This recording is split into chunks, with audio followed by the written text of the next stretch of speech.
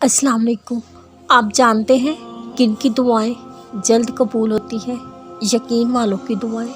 ऐसे यकीन वाले जो दुआएं तो मांगते हैं लेकिन फिर उन दुआओं पे वजाहतें नहीं मांगते। कैसी वजाहतें? कबूलियत की वजाहतें।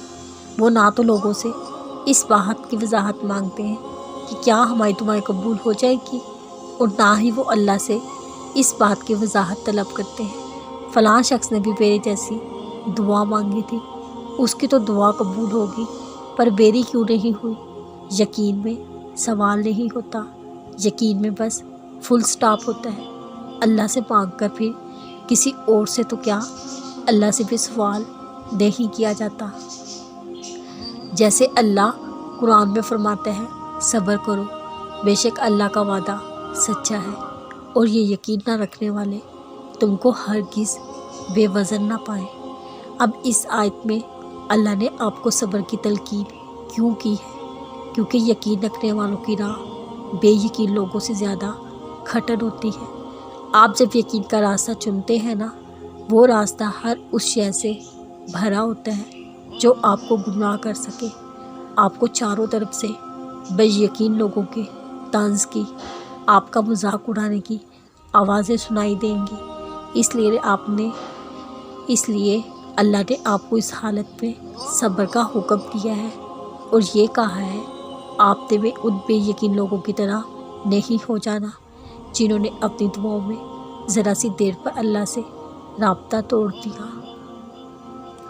आपने उनकी आवाज़ों पे खुद पे इतना हावी नहीं होने देना, आपकी आवाज़ उन आवाज़ों में दब जाए।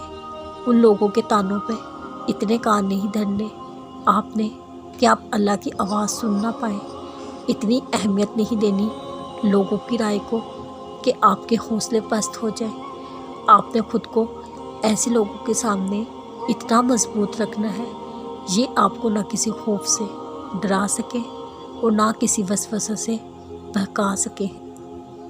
आपने भारी भर कम बनना है ताकि ये बेयकीन लोग आपको आपकी यकीन में हल्का ना पाएँ। आपको इतना पुख्ता यकीन रखना है अल्लाह पर कि ऐसे लोग आपके यकीन को देखकर ही हार मान जाएं। दुआओं में सारा खेल यकीन का है। जैसे अल्लाह फरमाता है, और ज़मीन में निशानियां हैं यकीन करने वालों के लिए। खुद तुम्हारे अंदर भी तो क्या तुम नहीं देखते? हम छुपी हुई निशानियों को ढूंढते हैं, खुली निशानियों को देखते ही नहीं।